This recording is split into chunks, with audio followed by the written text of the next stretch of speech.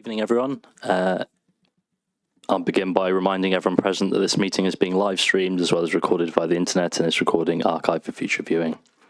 Could all participants please mute themselves when not speaking in order to avoid any background noise or feedback when other participants are speaking. If you wish to speak, can you please raise your hand in person if sat in the chamber, or use the remote raise hand function located in the bottom left-hand side of the screen. This will put you in the speaker queue. When subsequently invited to address by myself, please then press your activation button in the bottom center of your screen. Please be patient and aware that there will be a small lag time and you do not need to press the button again. The response of the system is not instant. If the button or desk microphone changes to red, then it has responded. If a participant raises your hand via the remote function and is not subsequently invited to address by myself, can you please turn your camera on to indicate or place a message in the chat? When invited to address by myself, please could all participants ensure your microphone and camera is on to ensure that you can be seen and heard when actively participating. If this is not possible for any reason, please bring this to the attention of myself or the democratic officer. Please ensure that all debate is raised verbally and not via the chat function for the sake of the recording. The chat function may be used to highlight any technical issues and or to grab the attention of me or the democratic officer. If you have difficulty hearing or being heard when addressing the committee, then please let me or the democratic officer know. If a remote committee member has a prejudicial interest and is therefore required to withdraw from the meeting, the democratic officer will place the participant in the virtual waiting room until such a time that the interested item is concluded. Please do not close your browser while in the waiting room, as the democratic officer will bring you back into the meeting automatically when appropriate. For members attending the meeting in person with a prejudicial interest, they will be asked to leave the chamber for the duration of the item and be invited back into the room as appropriate. Thanks, everyone. Good to see everyone today. Just got a couple of things to say before we get going. So I think everyone will be aware it's Paula Ham's final scrutiny meeting. So I noticed the way you wanted to finish your time at the Vale with the scrutiny meeting. So thanks for your service. And of course, we all wish you the best in your retirement. Round of applause. And it's Rebecca Morteo's final meeting, who is a cooperative member for the Church in Wales. So thank you to Rebecca for your participation. And we've had a few personnel changes on the council side. So thank you to everyone who's leaving and welcome to everyone who's coming in. And we'll get straight to item 1 then, the appointment of a vice chair. So any nominations, please? Naomi? I would like to nominate Helen Payne. Thank you. Seconded? I'll wait to see if there are any others, Helen. No. Congratulations. Would you like to say a few words? Thank you for the nomination and thank you for seconding. Obviously, Vice Chair to you for the last period also. So I'm sure we can work well together and look at the agenda this evening in a positive light. So thank you very much. Thank you, Helen. Next agenda item, any apologies for absence? Nothing provided in advance of the meeting, Chair. Thank you, Gareth. And I can't see any hands up, so we'll move to agenda item 3, minutes of the meeting held on 11th of April 2024. If anyone's got any thoughts or comments on that. No, so I'll move those if I could have a seconder. Councillor Hennessy, thank you. Yep. Agenda item 4, any declarations of interest, etc. Councillor Goodjohn. I would like to declare a personal and prejudicial interest in item number 6, as I was involved in the inspection of the youth service, so I'll leave the meeting at the appropriate time. Thank you very much. Great. We'll move to agenda item 5, Cabinet reference developer of the corporate plan 25 to 30, and it's over to Paula.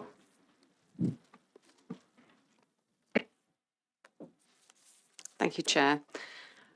So the report presents the annual performance calendar for the Council for 24-25. It outlines the activities that will be subject to review by members over the year. 2 added aspects this year: the development of a new corporate plan for 2025 to 2030 and arrangements for undertaking a panel performance assessment. As it's a large report, I'm going to split this down into 4 sections, and I'm going to ask if you have any questions after each section. So the first section is about the corporate plan development for 25 to 2030. and that's set out in paragraphs 2.2 to paragraph 2.9. It's proposed that the Council's vision and values remain the same as they provide a strong foundation for the development of our new plan. Our values of ambitious, proud, open, together are embedded already across the organisation, and they remain relevant, as does our vision of strong communities with a bright future. Work has already commenced on developing new wellbeing objectives, which will take into account a wide range of factors, including the results of the recent resident survey. Let's talk about life in the Vale. Key data about the Vale of Glamorgan, regulatory recommendations, and outcomes of the most recent annual self-assessment and the Public Service Board's wellbeing plan and objectives. The Council's strategic leadership team and Cabinet have already started to consider new objectives in tandem with the development of its reshaping plan or programme. The aim is for the new plan to be more outcome focused, so it's clearer about what we're seeking to achieve and how that's going to be measured and evidenced. The new corporate plan is being developed alongside the budget and the medium-term financial plan. Paragraph 2.8 of the report provides the indicative timetable for the development of the new plan and the panel performance assessment, which I'll come on to shortly. Committee's been asked to agree to the approach being taken and the indicative timetable that's shown in paragraph 2.8. So I'll stop there and ask if you have any questions on the first part of the report. Thank you. Over to committee. Don't think there are any urgent questions just yet, Paula.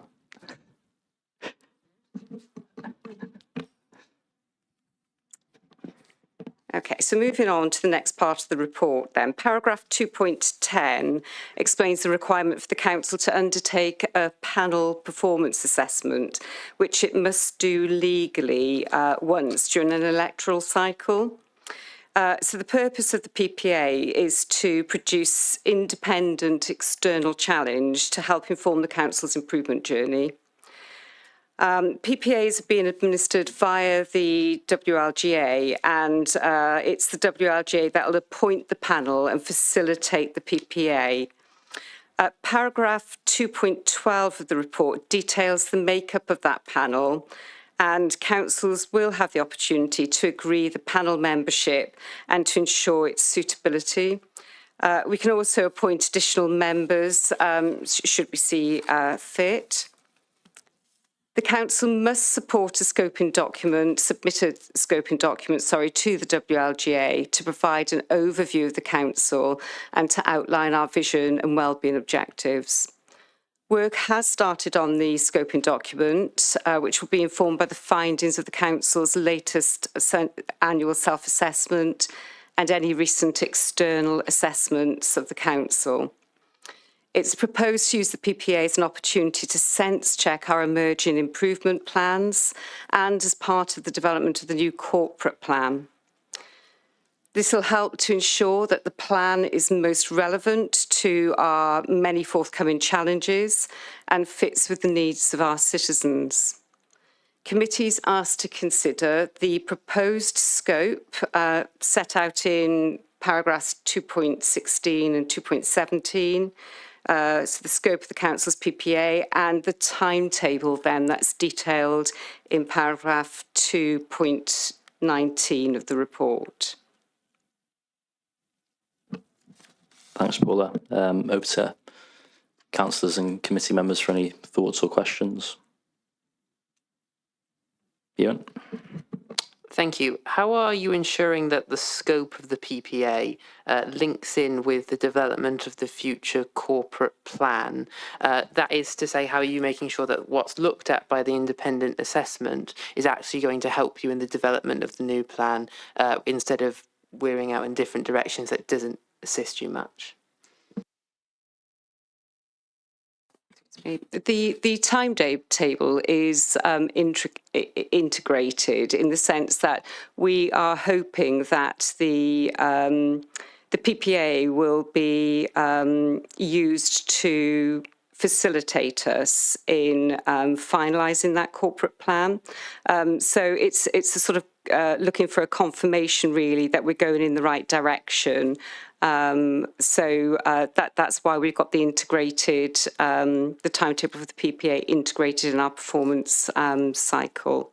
So we'll be very much wanting to take on board any feedback from that assessment.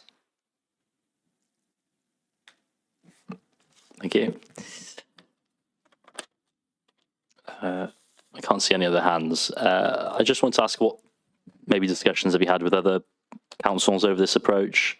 Have you learned anything from other councils, or is this sort of a bespoke Vale approach? Do you mean the PPA? Yeah. It's a new approach. I think there has been a pilot carried out in one other local authority to date, but we're pretty much at the front of that assessment process. So it's early on, so not much in the way of lessons to be learned from other councils at the moment. And I think it's important to note as well that each PPA will be particular to the individual council. So, you know, unlike an inspection where you have a rigid framework that's followed, you know, it will be bespoke to the Vale of Glamorgan. Yeah, I think it's at its early stages, so it's so unknown yet how helpful that will be. But it is intended that it is a supportive, useful process rather than being seen as an inspection. Thank you. Councillor Payne. Thank you, Chair. Just looking at the makeup of the PPA, I noticed there was voluntary sector representation. Would it be a good idea then, as we do have a youth council, that there is a youth council representative on that panel as well?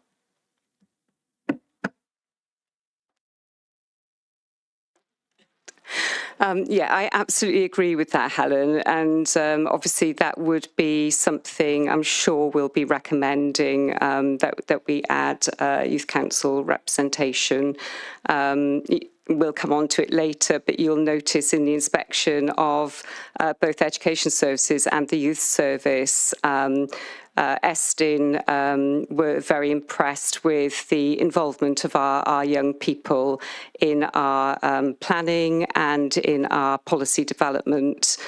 So yes, that's something we'd very much like to see.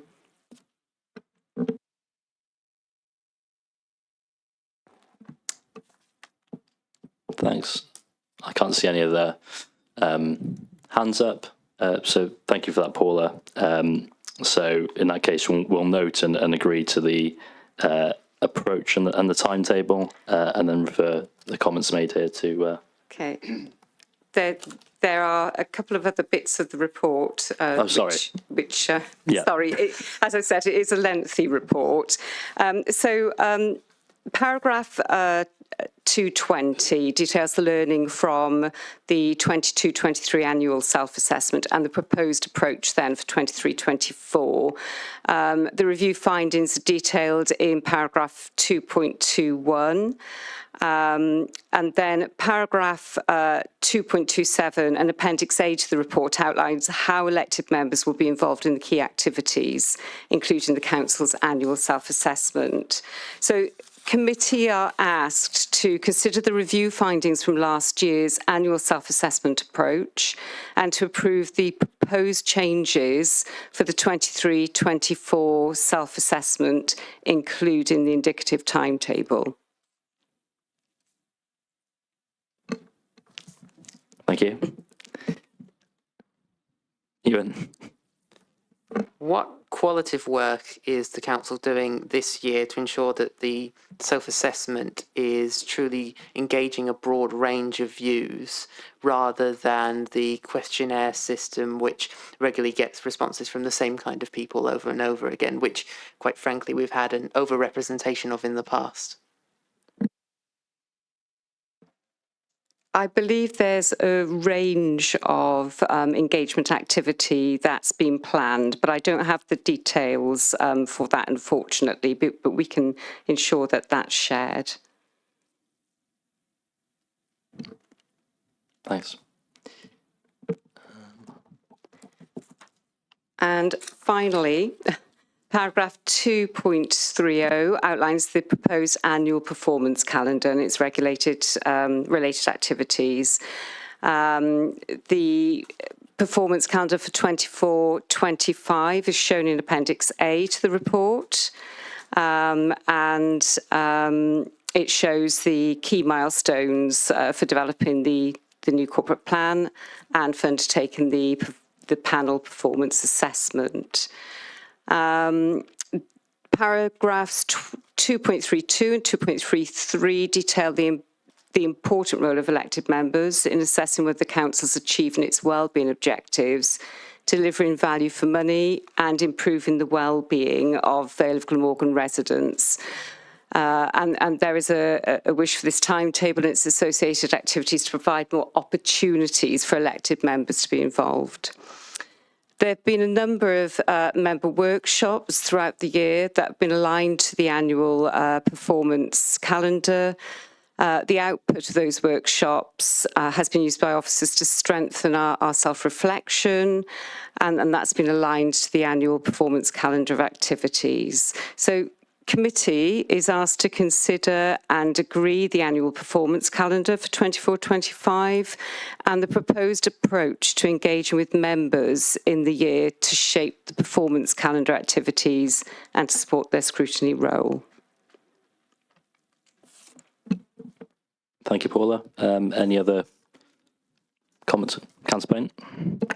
Just to note on 222, point 222, was I was going to say about the, the positive impact it has when councillors are involved, because we were looking at just the peer assessment process. So that was really interesting for us that we got to feed into that as well. So that was a kind of a positive. So I was going to raise that point on there anyway. So thank you for that.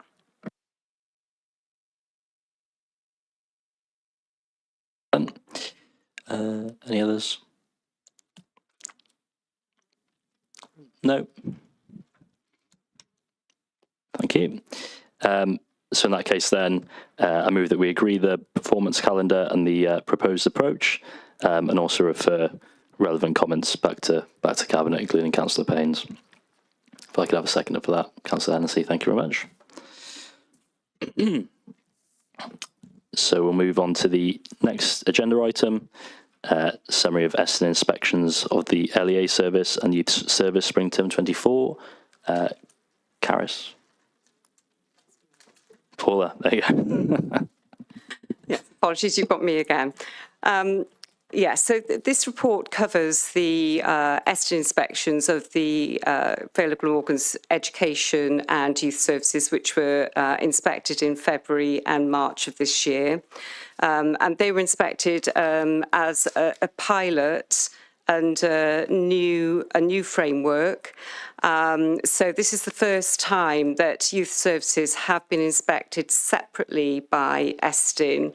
And the thinking was that the outcome of that inspection would then inform the wider inspection of education services. With the education services, there were changes to the wording of the framework and also to the notification period that reduced from 10 weeks to 8 weeks. And we ended up with a situation in the Vale where during the week of the youth service inspection, we also had the stakeholder meetings going on, which are the preliminary meetings that occur before the education inspection. So very busy week that week. The other changes to the framework are that you'll be familiar when we look at school inspections that there are sometimes case studies that come out of those inspections. Case studies are disappearing and they're going to be replaced with cameos, which sit in the body of the main report. However, we did end up with a case study as well as cameos in the education inspection, merely because I think if you've looked at the reports, you'll notice that the cameos are quite short and they felt that they couldn't capture what they needed to by using a cameo.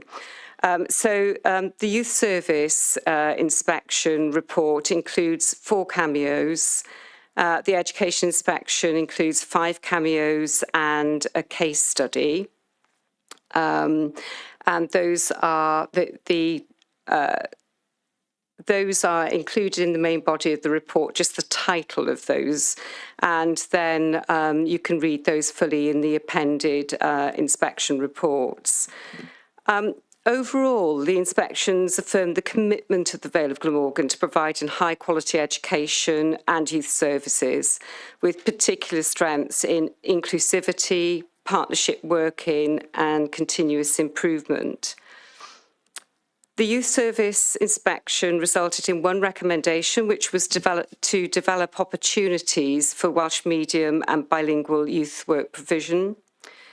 Education services received 2 recommendations to sharpen the focus of the evaluation and improvement processes and to improve the quality and use of information about teaching and learning in schools to enable local authority to best direct its resources towards areas for improvement. There was no follow-up activity from either inspection. The summary of the Estin's findings is included in the main body of the report. As I said, the main reports, the full reports are appended. One thing I didn't say in the report is that we had nominees from the local authority who were part of the inspection team. So for the youth service, that was Martin Dacey, and for education services, it was Trevor Baker, and they sat in with the inspectors all week and were very much part of the team. Although grueling, I'm sure they found it a really rewarding process to be part of. They're both here this evening, so they can respond to any detailed questions or questions you might have about the role of nominee. So happy to take questions. Thanks, Paul. And I wonder if Trevor and Martin just wanted to give a sort of brief overview of your thoughts as well.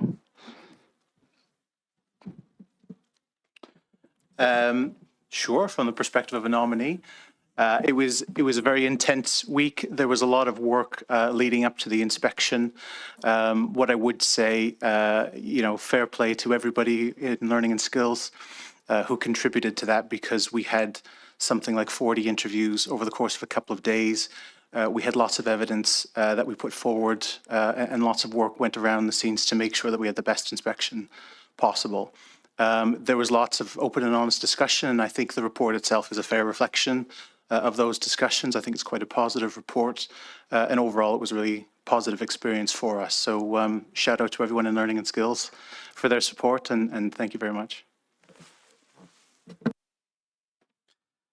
Yeah, just to echo Trevor's comments there, Chair, it was a grueling period, not least because on a personal level, it was sort of the nominee within the youth service process, but then also heavily involved within the Legis process as well, and the timeframes were quite tight. So that was something we fed back to Estin. Not all directorates and local authorities will have officers necessarily heavily involved in both processes, and if you are in that position as we were, then there's an inherent challenge that comes with it. But also I think an opportunity, and as challenging as the period was, it meant that we were in a position to articulate how complementary the youth services within the wider kind of education provision that we offer, and they recognise that as an inspectorate, and they've referenced as an inspectorate, and they referenced that in the report, which was really pleasing for us, because the youth service does work in a really integrated fashion with other teams across the directorate, and that hugely benefits some young people, particularly those who potentially are more vulnerable. We were really, really pleased. You know, this was a significant process for us to go through, but it was also big for Eston as well. It was the first youth service inspection, I think they said, in over 20 years. They wanted this process in place. They were very clear with us about this. They wanted this process in place because of the unique nature of youth work and the fact that youth workers are able to foster and engineer very unique relationships with our young people in a way that potentially other professionals don't, because of their skills and their abilities, experiences, and just the nature of their jobs. So I thought, when I was invited to a debrief with Eston some weeks after the process, and you know, my view was that as challenging as the process was, it was really positive. The outcome was hugely positive for us, and we recognised the recommendation of already acted, you know, put into process acting upon it.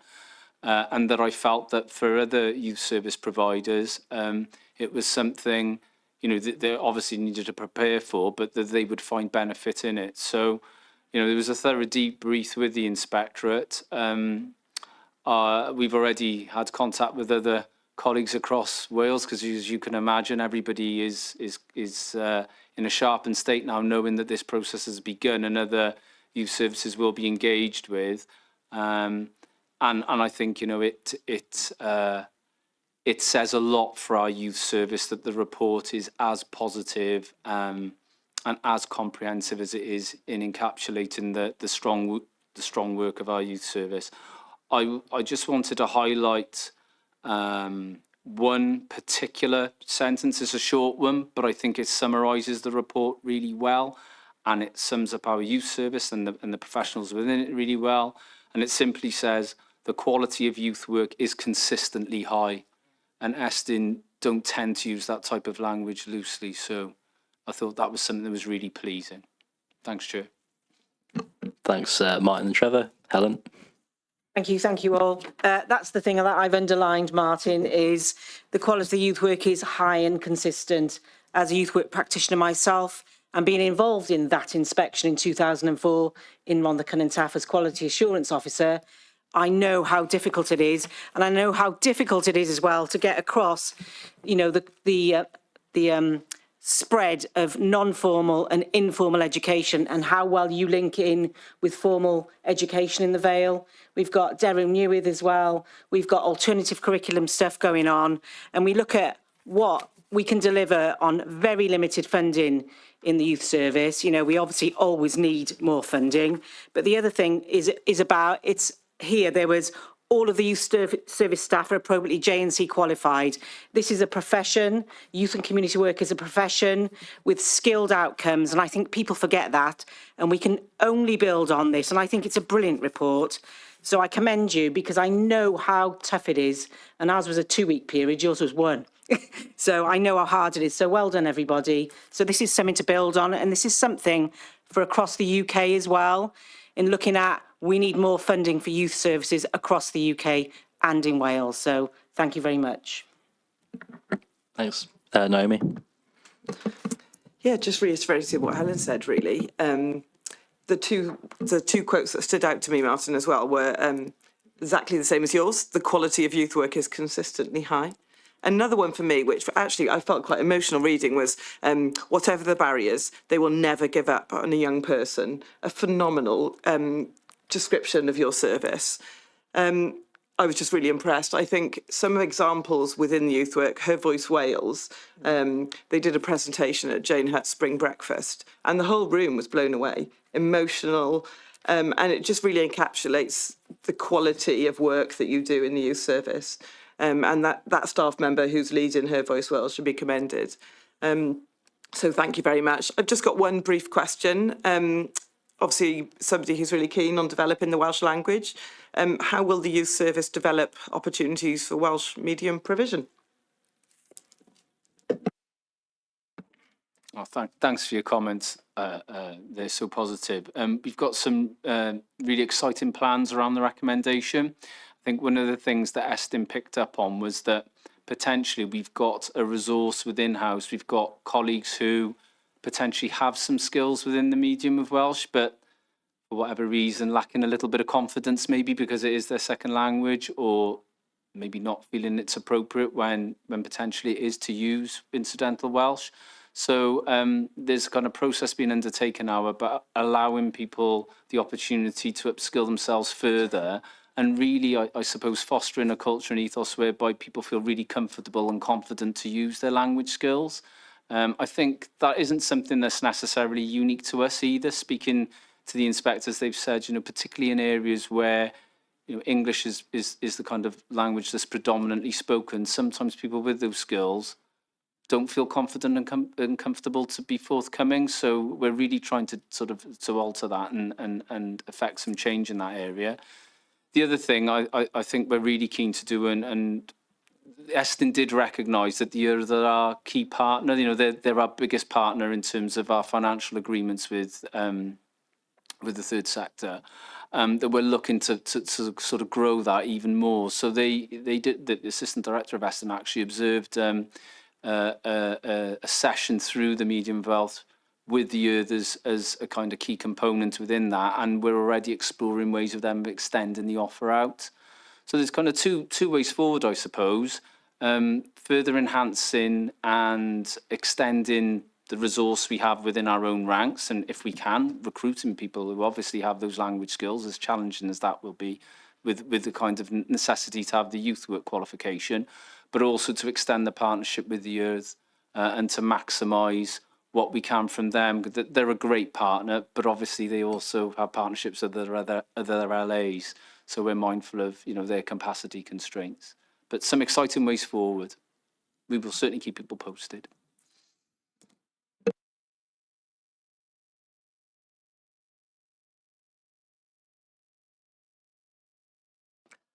Thank you, Chairman. It's a very good report, and I'm pleased to see it. I was going to go in on the one recommendation. I think that's been largely covered. I think, in light of the comments that there is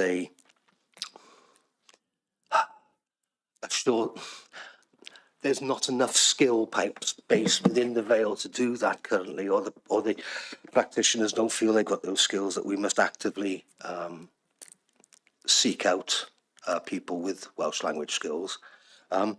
That's all I've really got to say on that. I'm indebted to the answer there. But when it comes down to the future, let's not kid ourselves. There's further cuts coming down the line, and no matter who gets in next week, and let's face it, youth provision is always going to be one of the soft options to cut, and I think we must resist that as best as we can. So I'm pleased with the report. It's a nice snapshot of where we are after years of assuming we were doing well. To be actually told we're doing well is great, but I do have worries and concerns for the future. Thank you. Thank you, Chair. Having been involved in both the inspections and actually seeing our teams working so hard to give a true and accurate reflection of the work that is undertaken in the authority, it was hugely rewarding to receive such positive reports. And I know we always tend to be quite understated in terms of how we express things, but to sit in both of the feedback sessions at the end of the inspection week was an absolute privilege to hear firsthand the comments of the inspection team. Naomi's just nicked my favourite phrase, and that is, as you said, whatever the barriers, they will never give up on a young person of the youth services, and that will stay with me. But moreover, if you look in terms of the local authority inspection, the first paragraph says it all about the vision to create strong communities with a bright future underpins all decisions. It talks of a strong culture it talks of cross-directorate working with a focus on delivering the best for our young people. And I take on board everything that everyone said, but I think at this point it comes to me to say this sort of culture starts at the top, and for that I have to point the finger directly at our director, Paula Ham. I've worked with Paula directly for 8 years, and I can honestly say that her focus has been absolutely on the needs and well-being of the children of the Vale. And in doing so, she has changed the lives of thousands of children in the Vale. Even going back beyond this, you can look at the school building programme, which is second to none in Wales. And there was never, oh, it's too difficult. It's, how can we do it? The community benefits programme that was alongside was groundbreaking within the Vale. Paula always pushed forward to see what could be done. And during that time has developed such a strong team that even though we're going to lose her, she's got a very, very strong team behind her to carry that forward. So to all those children, to all the children who were cared for in the pandemic, when she turned round hubs within 3 working days, when hundreds of vulnerable children were looked after with people repurposed to go and deliver food to their houses to check they were okay.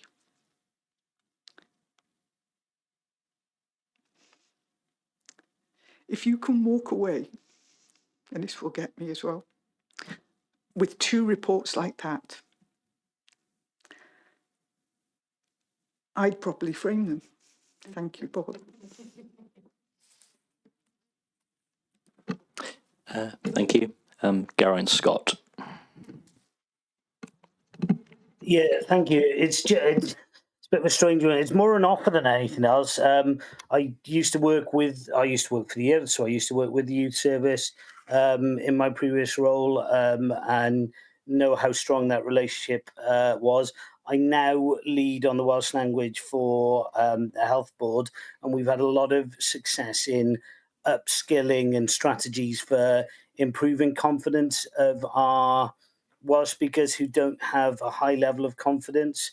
And we've done a lot around our recruitment and how we've worded the Welsh skills that we're looking for in job adverts to try and kind of maximise the chance of getting those skills coming through. So it's just an offer, really, aside from this meeting. If you think that'd be useful, I'd be more than happy to connect with any appropriate council officers. Thanks, Geraint. I'm sure the relevant officers will be in touch and take you up on that kind offer. Councillor Haynes.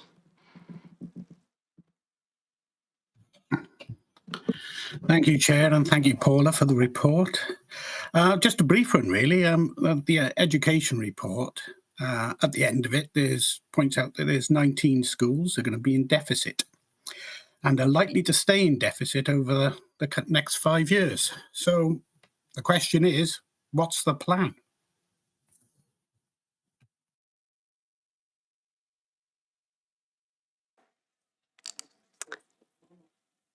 We are working very closely with our schools, as is set out in the report. I think, it does state that we have taken all appropriate action, but we're working closely with schools at the moment to actually include them in the transformation programme for the council, and to look at ways in which we can bring their budgets back into balance. So although many schools are predicting that they're not going to be able to balance the budgets, we do support schools to develop a budget recovery plan, and they can do that over a 5-year period.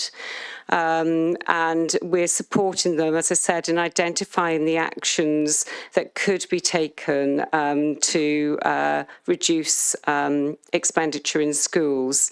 Now, I know much of the school budget is taken up with staff costs, so that leaves less scope around those staffing costs to actually reduce costs, but nevertheless, there is, by working, I think, sharing costs across school clusters, for instance, there is scope to reduce procurement costs, contract costs, and so on. So a lot of work to be done. And, as has already been mentioned tonight, the financial outlook is going to be tough for the next foreseeable financial years. Nevertheless, I'm optimistic that by working together and working across the council with our schools, we can find a solution and support those schools to reduce those deficits. To be frank, if I'm honest, our schools need more funding, as do many of our services. And where we have pay awards, they need to be fully funded, for instance. But that will be down to the funding that we receive from Westminster into Welsh Government and what finally comes through down to local authorities through our revenue support grant. I'm optimistic that might. I'm an optimistic person. That might change in the future if the funding formula is reviewed and Wales receives more funding overall. But we all know that if it were to happen, is going to take a considerable amount of time. So we must work together to improve the situation. Thanks, Paula. Sorry, Steve, did you want to come back on that? Yes, I will, if I may. Right, excluding the misrepresentation of the funding, if you don't mind. If we're going to talk about funding, yes, I agree. The schools need greater funding. Our funding in the Vale of Glamorgan is set by the Welsh Government, and it is the fact that schools would receive greater funding if the Welsh Government would adjust the way they viewed poverty, particularly in St Athan. Now, regarding St Athan School particularly, I know we're cut to the bone there.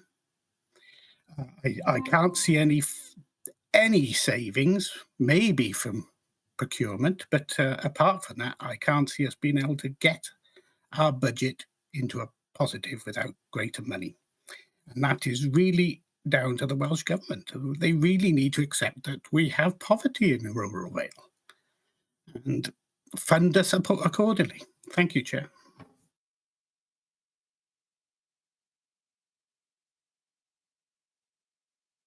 Sorry, I'm not sure about the misrepresentation of funding comments by Councillor Haynes. I'm not really happy about that. Okay. Did you want to come back, Paula? Yeah, I mean, certainly I'm not intending to misrepresent how the funding mechanisms work. Our funding comes from Westminster into Welsh Government. Welsh Government then use a formula, don't they? Well, they decide first what's going to go to health, what's going to go through other services. From what comes to local government, they use a formula. And that's how it comes down to our council. We have made representations as a council in relation to that formula, but the size of the cake is still going to be the issue here, and it's the size of the cake that's the problem.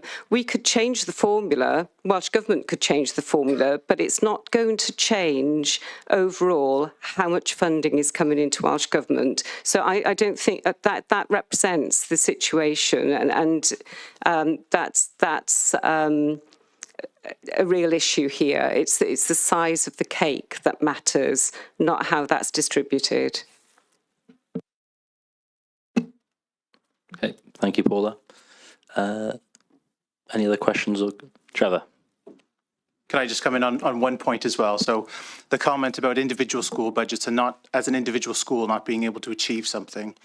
I think it's important to recognize that we don't do things individually, and that's not going to cut it going forward. We talk a lot about transformation, and that means working across clusters and across schools and across the local authority. So I don't want schools or governors or folks in this room to think the onus is on an individual school to pull off a miracle on its own. It's about what we do together collaboratively and what we change. And there's massive pieces of work that's happening through our schools budget forum, for example, to that end. So I think that's important to recognize. None of our schools are alone in this, and it takes more than one school to help resolve the problem. And we're in it together. So I think that's an important point. Thanks, Trevor. I just wanted to ask Martin a question as well. And there's a line in here about youth workers and particularly the wellbeing team playing a significant role in supporting young people's mental health and wellbeing. I was just wondering if you'd be able to expand on that for the committee, on the work that's being done and what you think some of the best examples of that are. Yeah, so the youth wellbeing team is accessed by something called the Family First Advice Line, and it's a referral-based system. And in essence, the team looks to establish relationships with young people on a kind of one-to-one basis. They look to engage in a kind of mentoring type capacity, using their youth work skills to be able to engage the young people. And through that kind of relational approach, the objective is to try and address the needs of obviously they have well-being related needs, but I think we can all understand that well-being related needs is a very broad spectrum of varying needs and issues to address. But I think through a relational approach, what they look to do is try and engage with the young people and address some of the needs as best they can. There's a lot of close working with schools as well, particularly around issues related to disengagement or a kind of school-based anxiousness. And I think there's what there is with that team is a close working and sharing of skills. So there's a range of skills within the team. One of the team members, for example, is very skilled and experienced in terms of outdoor learning. And that's very much something he sort of focuses on, and then he shares his skill set with some of the team members, so they're able to interweave some of those types of approaches in their kind of day-to-day work with the young people. But the beauty of the team and the wider youth service, actually, they encapsulate the youth service offer quite well, is that they will engage with young people in a variety of settings. So if engagement is in school-based setting is problematic for whatever reason, well, they will look to engage in the community, and they'll look to go to great lengths. And sometimes this does take time, and we have to be, sort of cognizant of that, particularly within the backdrop of pressure on resources, as has been discussed. But sometimes to establish these relationships does take a period of time with the young people for them to become comfortable. But the objective is at the end of that the young person feels that they have that relationship, they've got a trusted adult, and if school is potentially a barrier or other activities outside of school, there is some difficulty with accessing those. Hopefully that relationship and that mentoring better empowers the young person in terms of their confidence to be able to access. And to be clear, the wellbeing team are not psychologists, and they do not pretend to be. What they are is skilled youth workers who look to formulate positive relationships to break down barriers for young people. And some of the outcomes in terms of, we use something called a STAR assessment, which assesses where the young person was at the start of the intervention and where they end. It demonstrates some real impact. So something we're very, very proud of, and looking to enhance that offer in any way we can. Great, thank you, Martin. I can't see any. Councillor Birch.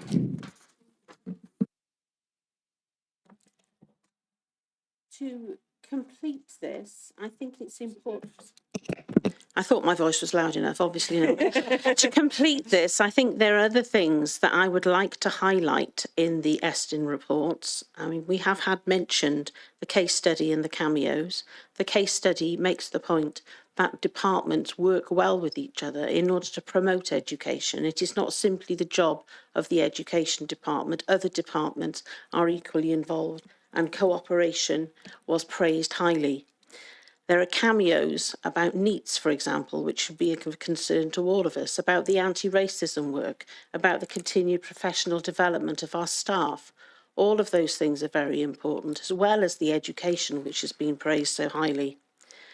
So what I would like us to do as a committee is to place on record our thanks and congratulations to the whole department, not just to Paula, because obviously this is her swan song, but to the rest of the department, our two leads in each of the reports, but to the whole of the department and all the work that they put into it. It was an extremely intense time. I sat on the edges and marvelled and thanked God I was no longer going through Estin inspections myself. And just the amount of work that went into it and the sheer emotional, physical, psychological stress that it placed on everybody in it. So I would like us to do that, please. Record our thanks and congratulations to the department. Thank you. Any other comments or queries? No? Okay then, great. Thanks everyone. So I move that we note the outcome of the inspection and congratulate the department on the positive inspection report. Councillor Hennessy seconded me. Thank you very much. I'm going to fetch Councillor Goodjohn.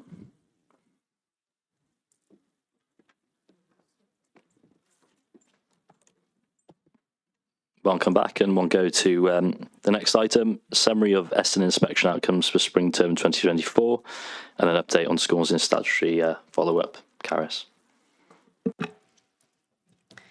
Diolch yn fawr, Chair. There are two parts to this paper. The first part outlines the Estin outcomes for spring term 2024, and then the second part will provide us with an update on schools in statutory follow-up. So in terms of the spring term outcomes, in terms of schools, 2 schools from the Vale of Glamorgan were inspected by Estin during the spring term, and those were Ysgol Gymraeg Dewi Sant and St Andrews Major Church in Wales Primary. So as part of Appendix 1, you've just got a summary of the recommendations for those 2 schools and the context and some of the reasoning behind those recommendations. In terms of Appendix 2, then, there is a reference to all the schools that have been inspected since Estin started to re-inspect schools following COVID-19. In terms of follow-up work, there were no follow-up work identified by Estin in relation to the 2 schools that were inspected in the spring term. And in terms of identifying interesting or innovative practice, Estin will sometimes invite schools to write a case study, and that's published on their website. Neither school that were inspected during this term were invited to write a case study. But since March 2022, there are 6 case studies published for the Vale of Glamorgan, and you will see that in Appendix 3. So that's in relation to the first part in terms of schools that were inspected in spring 2024.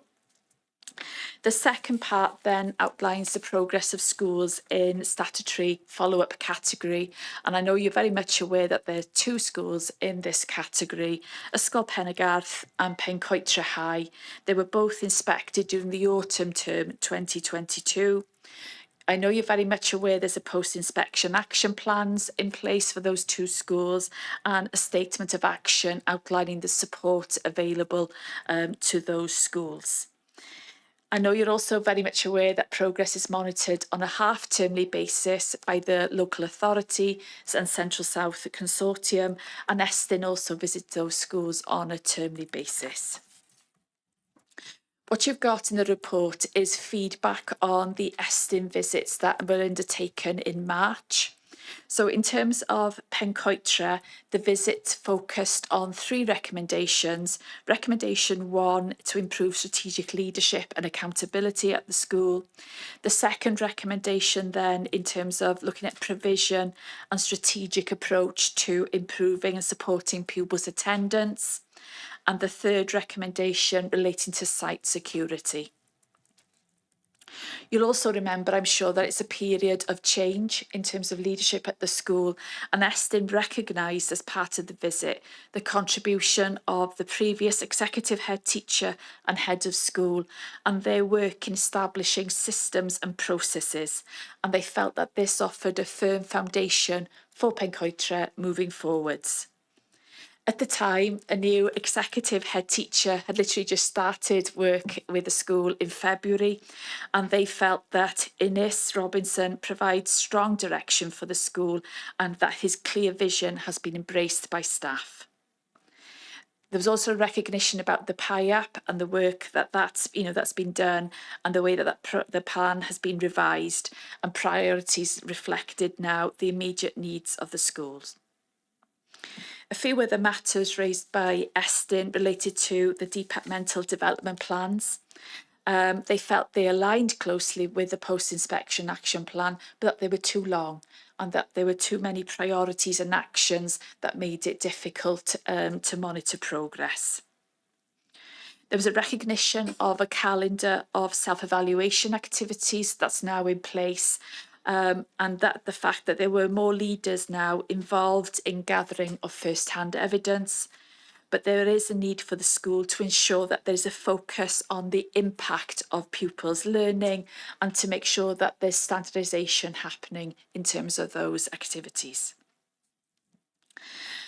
There's reference to middle leaders being more involved in monitoring activities, but there was also, sort of a reference to the professional learning for the group, a key group of staff there in terms of middle leaders remaining limited. In terms of the governing body, a recognition that that's been strengthened and that it's developing its role in being a critical friend, and the fact there's been a PIAP progress group implemented, and that's starting to challenge school in relation to progress made. Estyn felt that there's a more strategic approach developing in relation to attendance. So they've noted the policies that have been implemented, also the role of engagement officers and pastoral support assistants to support key members of staff there. But there was a recognition, and the school, sort of local authority are in agreement with this, that attendance remains a significant concern for the school, particularly persistent attendance and the attendance of pupils eligible for free school meals. There's now a more unified and consistent approach to dealing with behaviour, and that's beginning to impact on reducing internal truancy and improving pupils' behaviour. And at the time of the meeting in March, security gates were implemented, and they are now in place. In terms of Penargarth, they had their second monitoring visits by Estyn in March 2024. And again, similar to Pencoitre, there was a focus on 3 recommendations. First of all, to look at the self-evaluation and planning for improvement procedures. Then looking at learning activities and the development of skills. And then thirdly, looking at teachers' feedback on pupils' work. In terms of self-evaluation and planning for improvement, Estyn recognised a significant change in school processes. There's now comprehensive arrangements in place, and members of the SLT work closely together to monitor provision and progress of learning. In terms of engagement with other stakeholders, there's now engagement with the school community, parents and carers and pupils, as well as part of the self-evaluation processes. Performance management processes are now in place, and there's the quality assurance processes have led to improvements, and there's recognition there in terms of the consistency now in place in developing reading and writing across the school. But Estyn also came back to the fact that standards of teaching remain inconsistent. In terms of skills, there's reference to schemes of work and guidance materials that have been available to support staff with developing skills, and also the strong focus on professional learning for all staff. That is resulting in improvement, but practice does remain inconsistent, and it's coming back to the quality of teaching. In terms of planning, stimulating activities, staff work successfully in relation to that, and as a result, many pupils have a positive attitude to learning. And there was also recognition from Estyn about the school successfully promoting a Welsh ethos and culture. In terms of assessment and feedback, there was also reference to the professional learning and detailed guidance that's been provided to staff, and teachers now are beginning to provide more purposeful feedback, and there's regular opportunities for pupils to improve their work. But there remains variation in practice there, and the school is actively addressing that.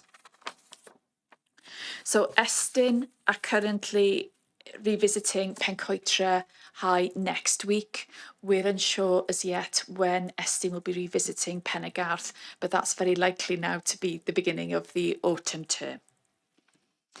I have, as part of the paper, also included a reference to Llanfair Primary.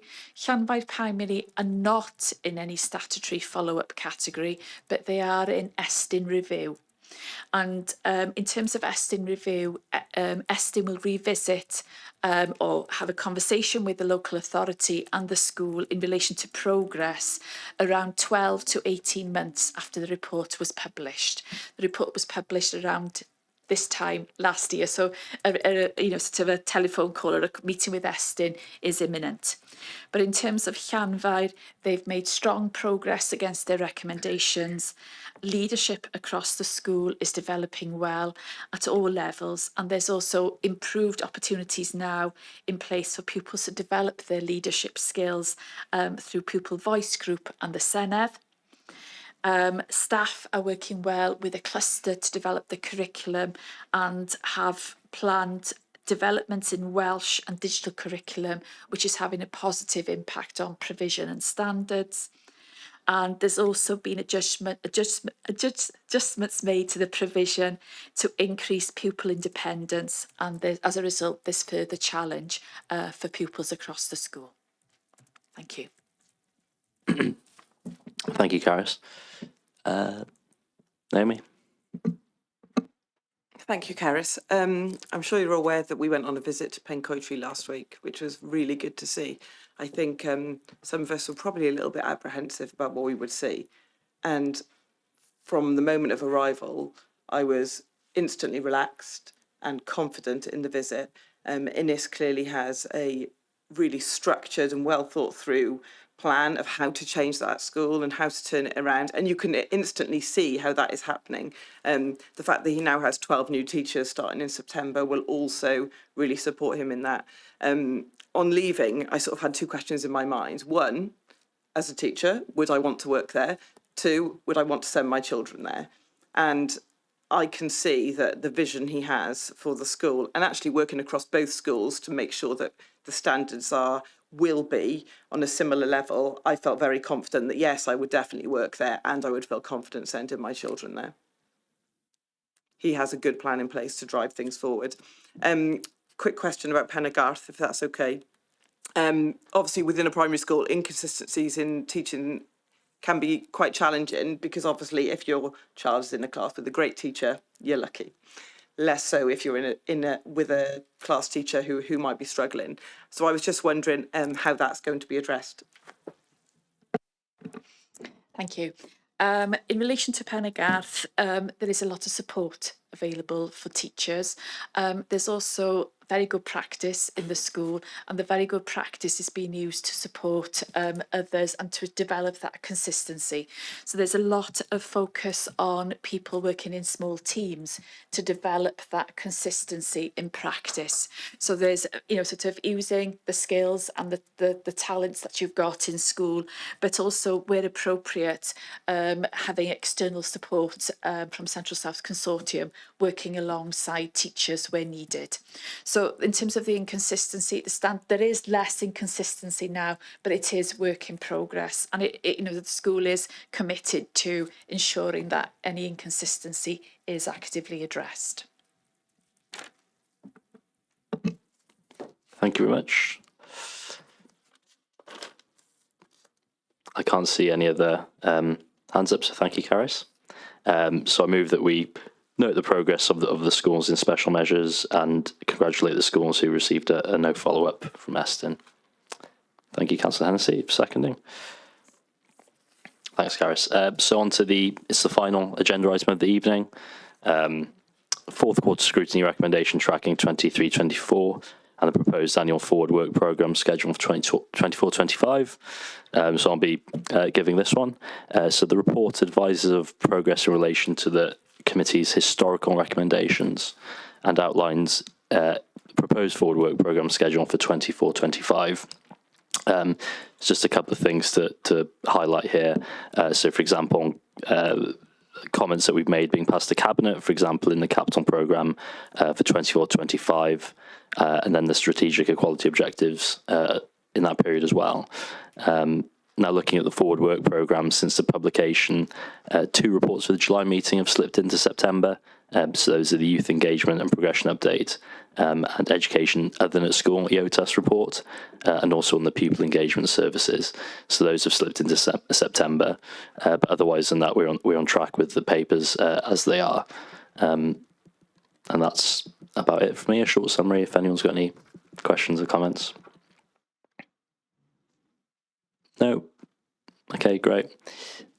So the recommendations are that the status of the actions listed in Appendix A to the report are agreed, that the annual forward work programme attached to Appendix B be noted, and that the annual forward work programme schedule for 24-25 be approved and uploaded to the Council's website. If anyone would like to second that. Councillor Hennessy, thank you very much. So that's it for this evening. Thanks everyone for your participation and attendance, and the next meeting is on Monday, 8th of July at 6 p.m. Thank you.